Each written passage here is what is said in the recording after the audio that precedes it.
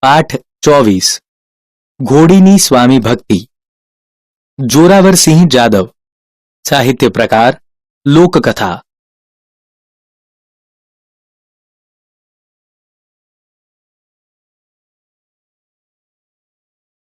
ધરતી માતાના 3 સંતાન છે વૃક્ષ પ્રાણી અને માનવ એમાં સૌથી મોટા સંતાન તરીકે માનવ આવે છે આથી તેણે વૃક્ષો અને પ્રાણીઓને સાચવવા જોઈએ ત્રણે એકબીજાને સમજે તો જ ટકી શકે એકલા પ્રાણીઓ વૃક્ષો કે માણસો આગળ વધી ન શકે ત્રણે એકબીજાના આધારે જ રહેલા છે મિત્રો ઘણા એવા વ્યક્તિઓ છે જેમને વૃક્ષ સાથે દોસ્તી હોય છે પ્રાણી અને મનુષ્ય વચ્ચેની દોસ્તીના ઘણા કિસ્સાઓ પ્રચલિત છે માનવ અને પ્રાણીની પરસ્પરની પ્રીતને ઉજાગર કરતી એક લોકકથા જોઈએ લેખકનું નામ જોરાવરસિંહ જાદવ છે તેમનો જન્મ 10/2/1940 રોજ થયો હતો તેઓ સહકારી સંસ્થામાંથી નિવૃત્ત થયા છે મરદ કસુંબલ રંગ ચડે મરદાઈ માથા સાટે લોકજીવનના મોતી વગેરે તેમના લોકજીવનને સ્પર્શતા પુસ્તકો છે પ્રસ્તુત પાઠનો સાહિત્ય પ્રકાર લોકકથા છે 50 વર્ષ મોરની આ વાત છે તે વખતે ગોહિલવાડની ધરતી માથે આવેલા વાવડી ગામના વાછાણી પટેલનું ખોરડું મલક આખામાં જાણીતું હતું ગામ અને પરગામના સંધાય માનવી આંબા વાછાણીને આંબા અદા દાદાના નામથી બકોરતા આંબા પટેલ સમજણા થયા ત્યારથી એમને ઘોડાનો જબરો શોખ વળગેલો ખોરડું એટલે માટીની ભીંત કે ગારવાળું નાનું મકાન સંધાય તળપદા શબ્દનો અર્થ બધાય અને બકોરવું તળપદા શબ્દનો અર્થ મોટે અવાજે બોલાવવું થાય આંબા પટેલ ઉંમરલાયક થયા અને ઘરનો કારભાર એમના હાથમાં આવ્યો ત્યારે બાબરા જઈને ઢેલ એટલે કે ઘોડીની જાત ની અસલ ઓલાદની 6 મહિનાની વછેરી મૂલવી લાવ્યા આરસમાંથી કંડારી કાઢી હોય એવી વછેરીનો જોટો ગોહિલવાડ પંથકમાં જડવો ભારે મુશ્કેલ હતો રૂપાળી વછેરીના 4 પગ ને કપાળ ધોળેલા હતા કાનની ટીસિયું બેવડ વળી જતી હતી વછેરી જ્યારે ચમકતી ચાલે ગામ સોંસરવી નીકળતી ત્યારે ગામ લોકો સૌ ફાટી આંખે નિરખી રહેતા કેટલાક તો કહેતા ખરા માળો આંબો પટેલ વછેરી ગોતી લાવ્યો છે ને કંઈ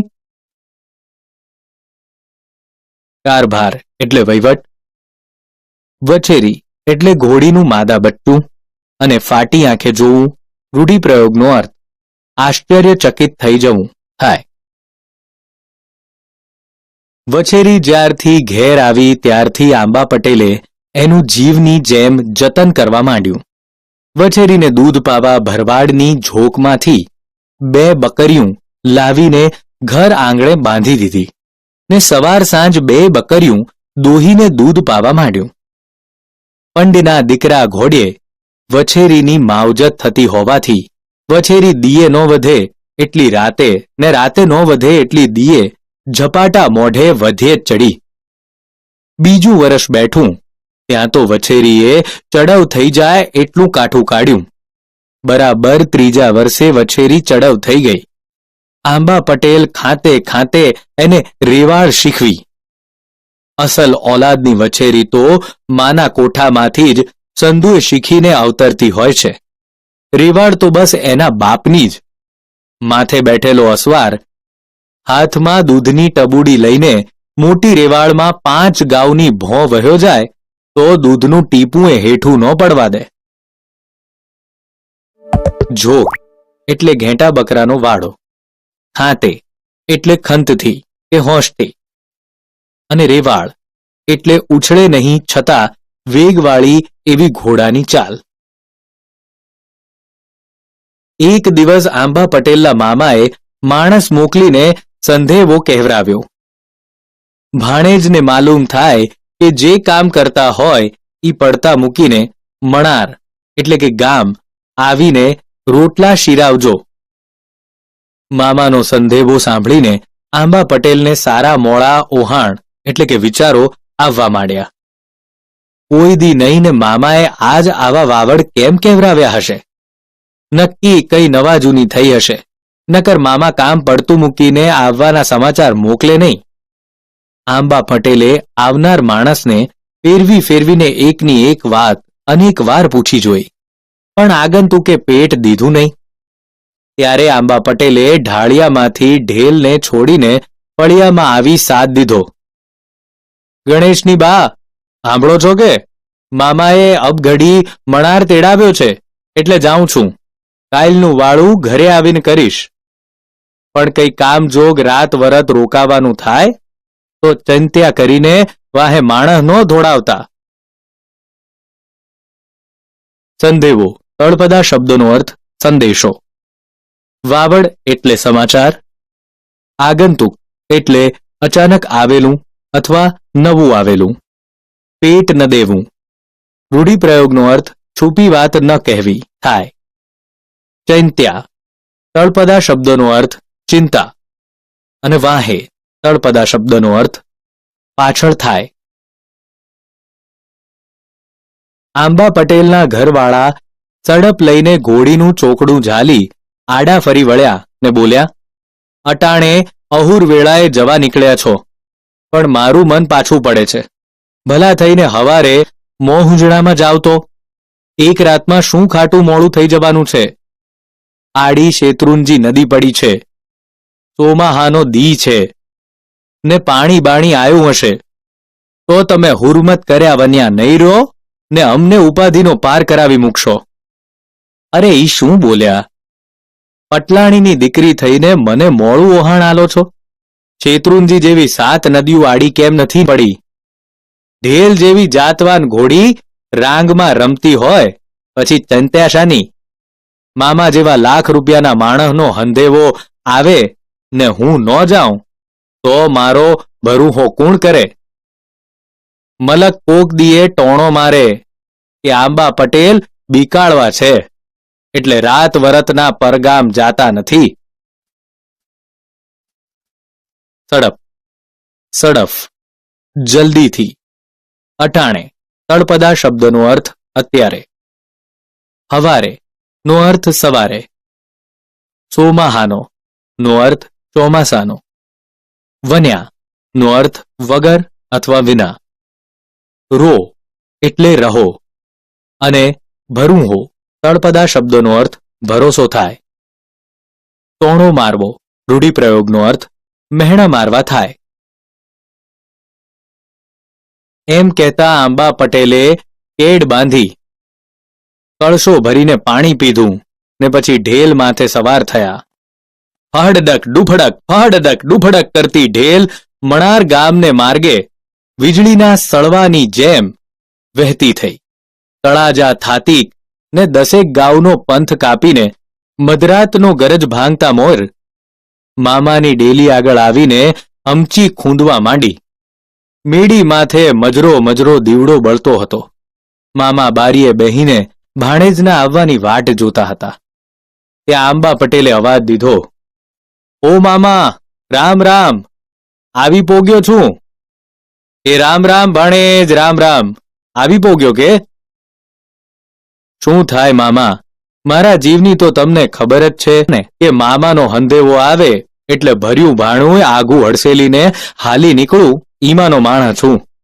મનમાં ભાતના વિચાર હડિયા પાટી લેવા માંડે પછી હાથ ઝાલ્યો રે ખરો. કળશો એટલે લોટો, ગજર એટલે પ્રહર, 3 કલાકનો સમયગાળો. હમચી ખૂંદવી રૂઢિપ્રયોગનો અર્થ તાનમાં આવી ઉછળ કૂદ કરવી. મજરો એટલે ઝાંખો અને હડિયા પાટી એટલે દોડાદોડી. મામા હડી કાઢીને મેડીએથી હેઠા ઉતર્યા. ખડકી ઉઘાડીને ભાણેજને બાથમાં ઘાલીને ભેટી પડ્યા અને ઘોડીને અંદર દોરી લાવ્યા. ત્યાં મામી ઓરડામાંથી બહાર નીકળીને ઓસરીએ આવ્યા અને પૂછ્યું, ભાણાભાઈ, ઘરે હંધાય છે તો હાજા નરવા ને. ભગવાનની દયાથી હંધાય લીલા લહેર કરે છે. બળદને વચ્ચે ગાડાનું પૈડું અડી ગયું તું ને. બળદ એ મામી હવે હાજો નરવો થઈ ગયો છે.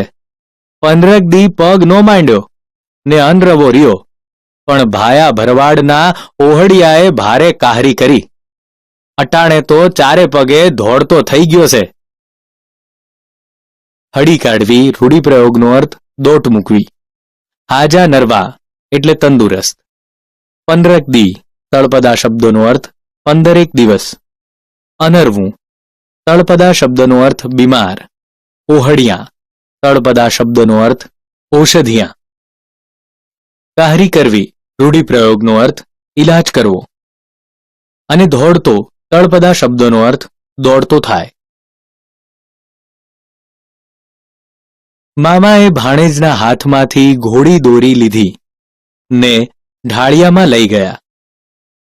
દળી, તંગ ને પેંગડા ઉતારીને ગમાણમાં મૂક્યા.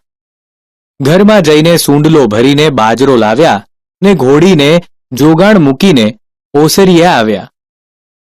મામીએ તૈયાર રાખેલા વાળું કાઢ્યા. સુખ દુઃખને વ્યવહારની વાતું કરતા કરતા મામા ભાણેજ મોડી રાતે ચડું કરીને ઊભા થયા. મેડીએ ખાટલા ધાળીને બે સૂતા ત્યારે મામાએ પોતાની જુવાન દીકરીના સંબંધ બારામાં ભાણેજને ભલામણ કરીને મનનો ભાર હળવો કર્યો. દળી એટલે ઘોડાની પીઠ પર મુકાતી ગાદી. તંગ એટલે ઘોડાના પેટ ફરતો પલાણનો બંધાતો પટ્ટો. ગમાણ એટલે ગાય, બળદ વગેરેને ચારો નાખવા બાંધેલી કોડ. જોગાણ એટલે ઘોડા, બળદ વગેરેને ખાવા અપાતું અનાજ. અને ચળું એટલે જમ્યા બાદ પોગળા કરતાં મોં ધોવું તે. બીજે દી રોટલા શિરાવીને ભાણેજ વાવડીએ જવા સાબદા થયા ત્યારે મામા મામીએ 2 દી રોકાઈ જવા ખૂબ તાણ કરી. પણ ભાણેજ ધરાહાર એકના 2 ન થયા એટલે કચવાતા હૈયે 2 જણાએ આંબા પટેલને રજા આપી. મામા પાદર સુધી વળાવવા આવ્યા ને રામ રામ કરી 2 છૂટા પડ્યા. આંબા પટેલે વાવડીના માર્ગે ઘોડી રમતી મૂકી. 2 ગાઉ કાપ્યા ત્યાં ઓતરાદી કોરથી કાળો ડિબાંગ મેહુલો ચડી આવ્યો. ડોકના 3 કટકા કરીને મ્યાઉ મ્યાઉ કરતા મોરલા ગહેકી ઉઠ્યા. પહાડોએ પડઘા દીધા. આકાશમાં કાળા ભંઠ વાદળા હળિયા પાટી લેવા માંડ્યા. પળાક ધબાક પળાક ધબાક વીજળી પડવા માંડી. ત્યાં તો ત્રમઝટ તડરડ હુરડુ હમ ગર્જના કરતો મેહુલો સાંબેલાની ધારે ધરતી માથે મંડાણો. સાબદા થવું એટલે તૈયાર થવું. તાણ કરવી એટલે આગ્રહ કરવો. ધરાહાર એટલે ધરાર. એકના 2 ન થવું રૂઢિપ્રયોગનો અર્થ મક્કમ રહેવું. અને કોર્ય તળપદા શબ્દનો અર્થ બાજુ થાય. માર્ગ માથે પચરક પચરક ગદરો ખૂંદતી આંબા પટેલની ઘોડી વહી જાય છે. એવામાં તળાજાનો ડુંગર દેખાણો ને પટેલ શેત્રુંજીને કાંઠે આવીને ઊભા. ઉપરવાસ ભારે વરસાદને કારણે શેત્રુંજીમાં ઘોડાપૂર બગડાટી બોલાવે છે. આઈ શેતલ જાણે માથાના વાળ છૂટા મેલીને રમણે ના ચડી હોય એમ એના પાણી ઘોઘવાટા મારે છે. 2 કાંઠે 50 માણસ પૂર ઉતરવાની રાહ જોતું બેઠું છે. આંબા પટેલને આંખની ઓળખાણવાળા 2-5 આદમીએ આવીને રામ રામ કર્યા. શેત્રુંજીમાં પાણીના લોહે ઉછળતા જોઈને આંબા પટેલ ઘડીભર મૂંઝવણના વમળમાં ફસાયા. ગદરો તળપદા શબ્દનો અર્થ કીચડ અને બગડાટી નો અર્થ ધબધબાટી થાય. મારી બેટી ભૂંડી કરી. વાવડી પોગાય એમ નથી ને મણાર પાછા ફરાય એમ નથી. ઘરે સંધાય મારી મેં ઘોડે વાટ જોઈને અડધા થઈ જશે. આજ ઘરે પોગ્યા વિના તો છૂટકો નથી એમ વિચારીને આંબા પટેલે કેડ બાંધીને ઘોડીનું ચોકડું ખેંચીને જેવી એડી મારી એવી જ ઘોડી છલાંગ દેતીકને શેત્રુંજીમાં ખાબકી. સમુદ્રમાં પથ્થરની શિલા પડે એમ કાંઠે બેઠેલા સંધાય આદમી અરેકારો કરતા ઊભા થઈ ગયા. સૌના મોંમાંથી એક જ વેણ સરીને બહાર પડ્યું કે માળો ભારે છાતી ચલો આદમી. પોગાય તળબદા શબ્દનો અર્થ પહોંચાય. ઈમ નો અર્થ એમ. ઘોડે નો અર્થ જેમ થાય. શેત્રુંજીના ભારે પૂરમાં ઘોડી હુબડક ફડાક કરતી પાણી કાપી રહી છે. પાણીના મોજા ઘોડીને દડાની જેમ ઉછાળે છે. કાંઠે ઉભેલા સૌ એ જાય કરે છે. ઘોડી તો પગના સેલારાથી નદીનો પટ કાપી રહી છે. આંબા પટેલને ઘડીભર તો થયું કે મારું બેટું તાણ ભારે છે. આવા તાણમાં ઘોડી બાપડી તાકાતે કેટલી કરે. મેં પૂરમાં પડવાની છોકરમત ન કરી હોત તો ઠીક થાત. જેમ તેમ કરતી ઘોડી કાંઠા ઢુકડી પહોંચીને હડફ કરતી છલાંગ મારીને કાંઠે જઈ પડી. ત્યાં જાતવાન ઘોડી કળી ગઈ કે પોતાનો ધણી પાણીમાં રહી ગયો છે. નસકોરા ફૂલાવતી ઘોડી ઘડીએ થોભ્યા વિના પાણીમાં ખાબકી ને ધણીને ગોતે નીકળી. આંબા પટેલ પાણીના વહેણમાં તણાતા હતા. તરવાની કાહરી ફાવતી નહોતી. તેઓ હરેરી ગયા હતા. ત્યાં સડ સડાક કરતી ઘોડી આંબા પટેલ ઢુકડી જઈ પહોંચી. ઘોડીને જોતા જ આંબા પટેલ સગળી તાકાત ભેગી કરીને બાપ ઢેલ તું આવી કે કહેતા એને ગળે વળગી ગયા. ચતુર ઘોડીએ પાણીમાં પંથ કાપવા માંડ્યો. પાણીના વહેણમાં ફંગોળાતી ઘોડી મહા મુસીબતે કાંઠે આવી. ઢુકડું એટલે નજીક અને હરેરી જવું રૂઢિપ્રયોગનો અર્થ હિંમત હારી જવી થાય. બાપ ઢેલ તે આજ જીવતરના દાન દીધા છે કહેતા આંબા પટેલની આંખોમાંથી ડબક દેતા બોર જેવા આંસુ સરી પડ્યા. તેમણે ક્યાંય સુધી ઘોડીના વાંસા પર હાથ ફેરવ્યા કર્યો.